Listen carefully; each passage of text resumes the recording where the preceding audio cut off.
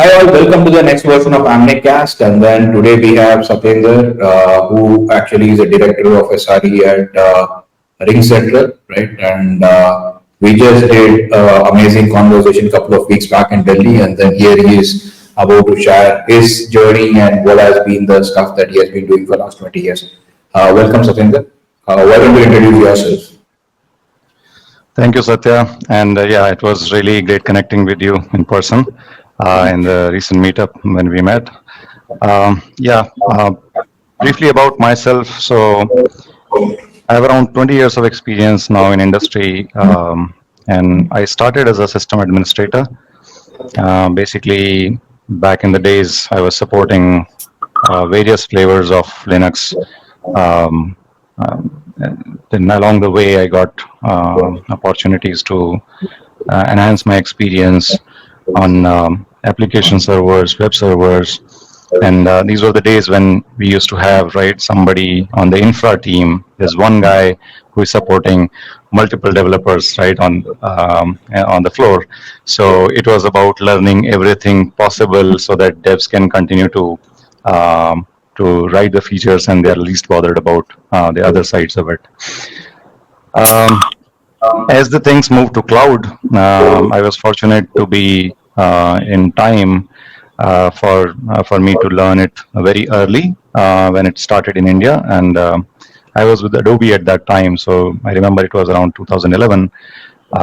Things moved from on-prem to cloud, and I got to be part of the team which was supposed to take the first steps along with engineering. So everybody was learning about it, and so did I. So got a good experience over the years managing multiple services on cloud, truly SaaS products, and then eventually multi-cloud as well. Then from last decade or so, I'm managing the teams now. I've been fortunate to be given the opportunity to create some lean and self-managed teams along the way, and support a lot of different mission critical services for various companies. Yeah, as you said, currently I'm working as a director SRE and DevOps for Ring Central. And before this, I had a long stint with Adobe for over 12 years. And a lot of my career got shaped there. So truly grateful for that. Yes, and I think that's about it. Awesome. I think it's a pretty nice journey, right? Starting from like sysadmin to really see being part of Adobe, the transition from desktop to everything moving into the cloud, right? And I think you had an amazing view of like how that transition happened and now you are managing that, right? Why don't you take us through some of the challenges that you have faced, right? Like in the first part of your stuff, what are some of the challenges that you have faced, and how are that shaping up? Yeah, so SRE and this whole space, right? DevOps, and then a lot of terminologies came along the way, but there's a broad set of things, right? And I'm not trying to say that our dev counterparts do not have to learn like a lot of technology today, right? We have roles like full stack developers, but yes, I mean, when you are an SRE, you're supposed to be working at a breadth, right? More than the depth. It's a breadth problem, right? And that means there will be problems of various levels and various different nature that you'll be dealing with on a day-to-day. So yeah, some of the good challenges I would say, which taught me a lot also, and I mean, which were some decent problems along the way. I think as the cloud came, right, the scaling was a feature, right? And then we're like, okay, this is how it's implemented. We started with AWS, so we knew what to do, right? Which all buttons to click, and it's enabled. Okay, but then you have done some settings, but when you see the actual production load, right, things may change completely, right? So in a very normal scenario, most of the time, either your service is not scaling at all because it was highly over provisioned, or it's responding so late that incident has happened already, right? Your customers are already impacted. So that was one of the big challenges about how to optimally scale, right?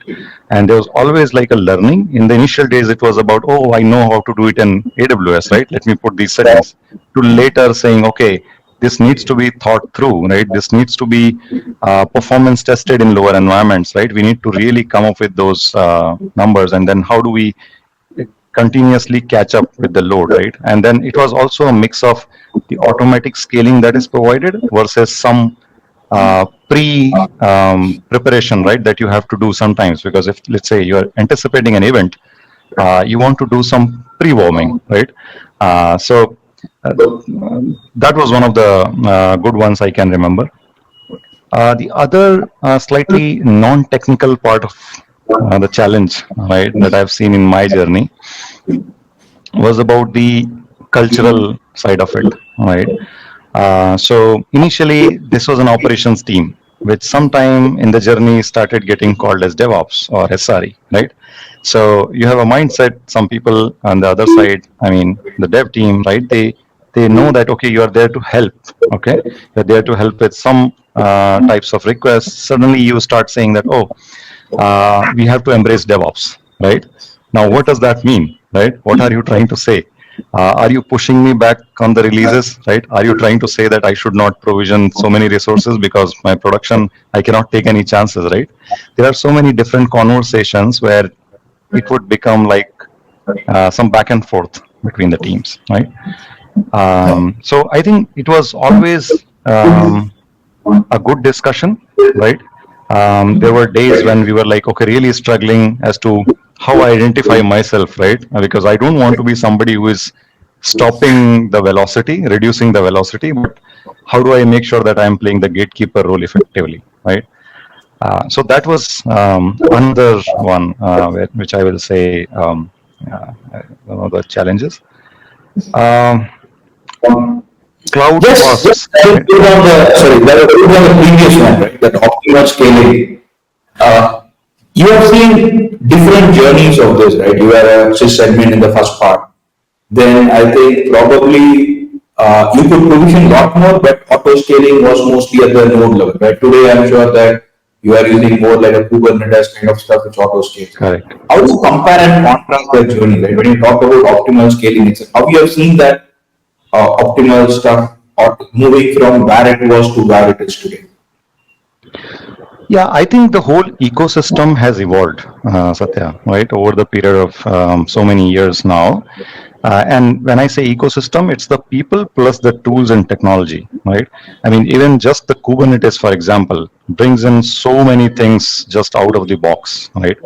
And it's nimble. I mean, if you look from the one is the scaling, one is the cost, right? There are so many aspects it automatically solves when you are on that platform, right? So I think the whole technology bit has evolved, and then the ecosystem around it, right? There are so many supporting tools out there. There are so many players today who are actually saying, oh, here is a gap, right? Let me fix it, right? So optimal scaling, for example, is a challenge for many, right? But then there are solutions on top of it, right? So either you can do something in-house if you think that's where you want to spend your energy, but let's say you're in your journey to focus on the features right now, then you want to outsource that problem to somebody like an expert in that, right? You could actually go ahead and check out so many different projects, so many people, so many teams out there who are providing solutions which you can integrate, right? So it was very raw when we started, like with servers and then eventually nodes, right? Instances. You had a lot of dependency on what you are being provided. Today, I think the whole setup provides you a lot more options, right? It, it might confuse also, because then you have so many choices. But I think even if, let's say, picking up something which you find right today, if you don't explore everything out there, even if you pick a decent solution, it is going to help you a lot more than what earlier, right? People didn't have any option. So that's how I will put that. Got it. Nice. And on the cultural part, right? Like you also talked about like how the operations became DevOps to SRE, right? As a manager, what did you have to do to make sure that one, you adjust to that, and then bring that culture where everybody starts. You talk about velocity, you talk about how they are talking. If you have a real culture of DevOps, then the velocity increases, right? Because you have all the tools and the stuff. Like, how did you see the transition, both in terms of technology as well as in terms of making sure your team is actually embracing that part, right? Yeah. So for a for the initial good amount of time, right? I would say we started talking about, okay, we should embrace DevOps, right? But having the clarity of what it actually means, right? Because the first reaction to DevOps, I remember still, and I think still these days when I talk to people sometimes, it actually, the first interpretation people make of that is usage of certain kind of tools, right? Or they would say, okay, yeah, CI/CD, right, monitoring, cloud, yeah, all this. This is DevOps, right?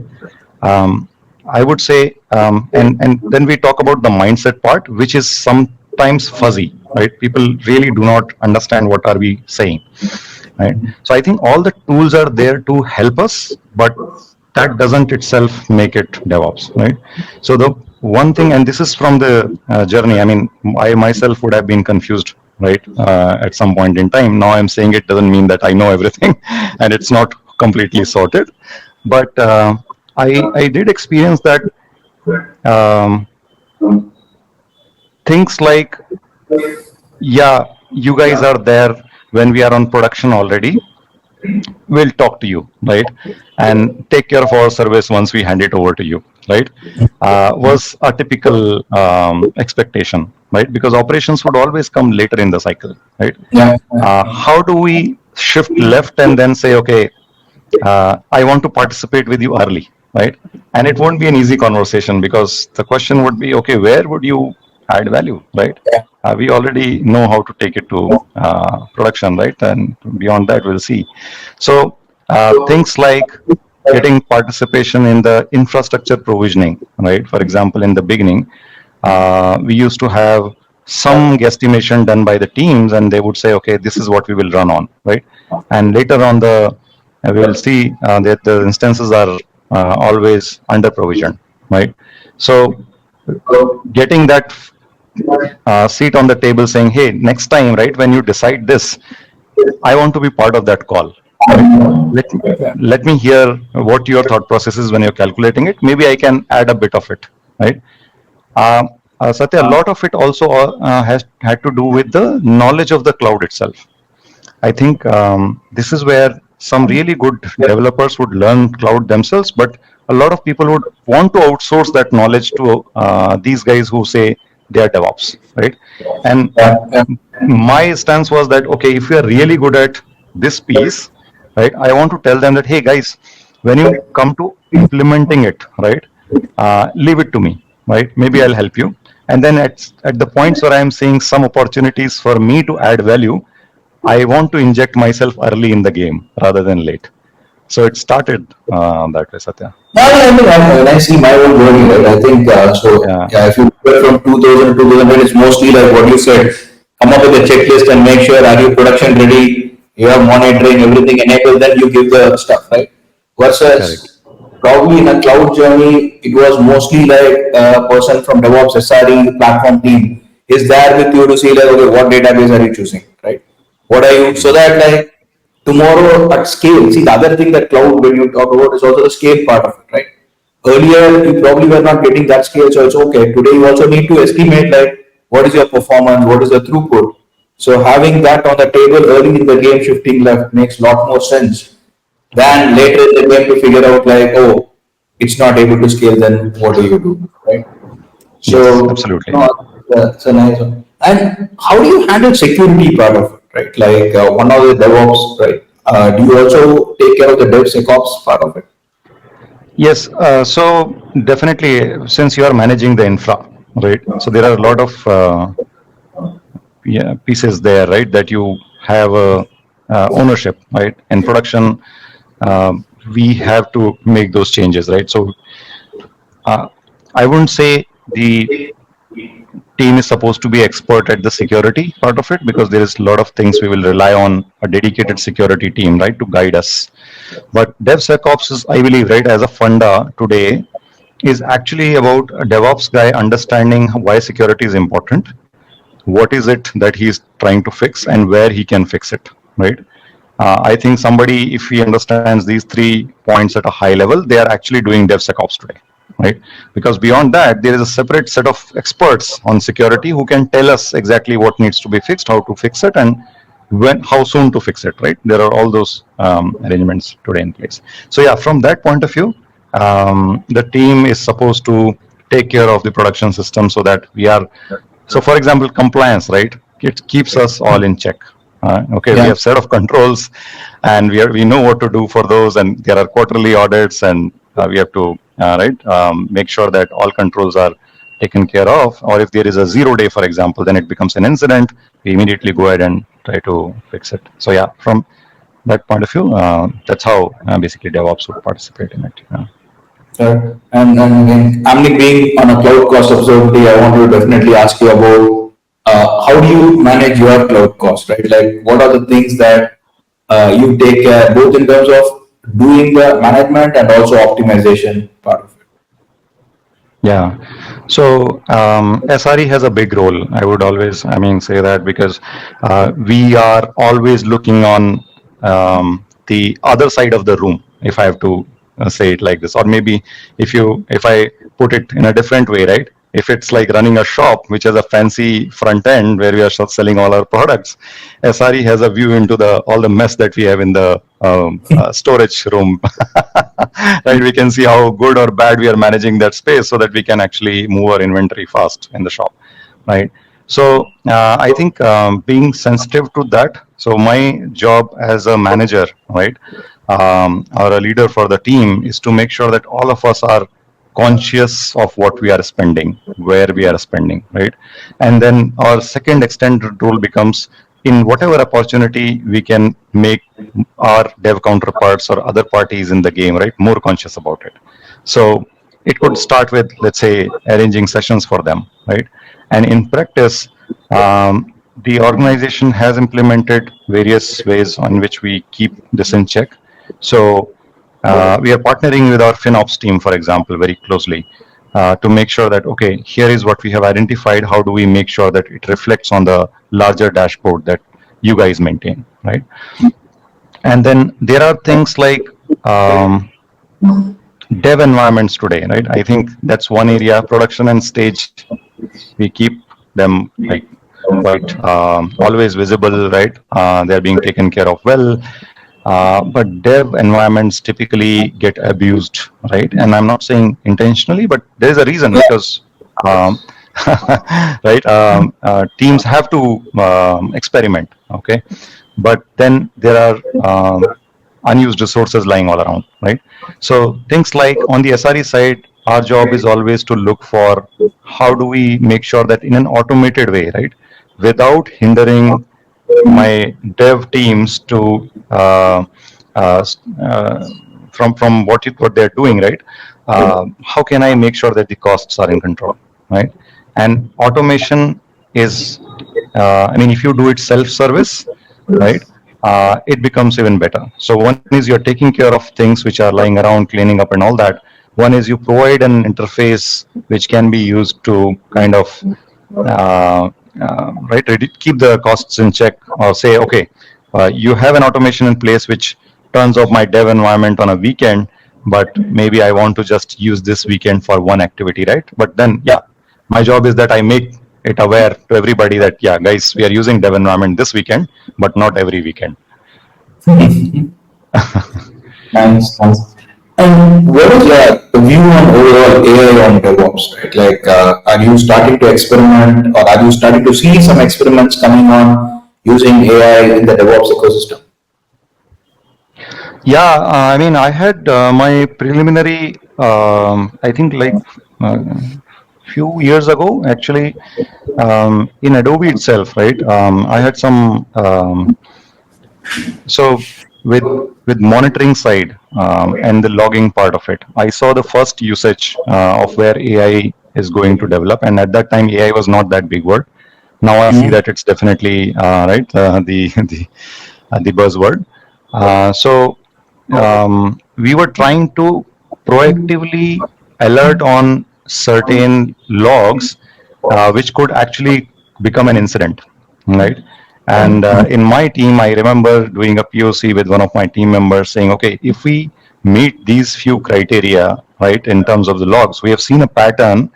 If you see this repeatedly for X number of times, there is a high likelihood that we are going to hit an incident, right? And we were using Splunk, for example. So you can see some signs, right? Increased number of 4xx, for example, or 5xx, right, in a short period of time. Or maybe you are seeing a different error code which is not expected, right, over a period of time. And then eventually we see when 2-3 things got combined, it was actually becoming a high-level incident for most of the times, right? It does not always happen, but it was happening most of the time. And then I saw some tools also. For example, New Relic came up with this. It was able to set the thresholds on a dynamic basis, right? Learning from your history, you could actually dynamically change the thresholds, right, for your monitoring response times. So I see that in SRE, right, there's a lot of breadth of information that we are dealing with. Okay, so a typical scenario is an incident, right? A lot of data needs to be processed in a very tense environment where you're thinking about how quickly I can resolve this incident, right? And generally, it's a few people in that big group of 20. Sometimes there are very few engineers who are actually trying to, who are actually solving the problem because it is their job, right? I'm not saying others are sitting idle; they have their own roles, but these guys are in a tense situation, dealing with so many screens, so many tools, trying to understand and make meaning out of everything that is in front of them, and then trying to bring the service back up, right? I do believe because AI has this natural, right? We have seen with generative AI also, it understands the context very well. It can deal with a lot of data, right? And it can interact. I think there is a great opportunity for such system to help and basically it will basically help the SRE, right, to or even anybody in that room to kind of provide those insights as the incident is happening, right? It could synthesize, it could then provide an analysis, right, and then it can trace so many systems together, right? So that is where I think one of the real applications could be, and I think there are some people today that are trying to solve that problem. I've seen a few tools out there which are trying to do that also. Awesome. Do you ever see it on the CI/CD part where, or even provisioning for that matter, creating a Terraform template or creating a helm for that one kind of stuff like? Exactly. I mean, just like Copilot, right, can write code for your general application, web application. Yeah, I think it would be simpler. In fact, to provision an infrastructure using code, right? Because it's already there are some fixed templates which you can have, which could be generated on the fly, and you could have a pretty standard configuration, right? For example, we are talking about GitOps today, right? We have Kubernetes, and then we are using Git, and then you have a set of tooling in between to take your infra to production or whichever environment, right?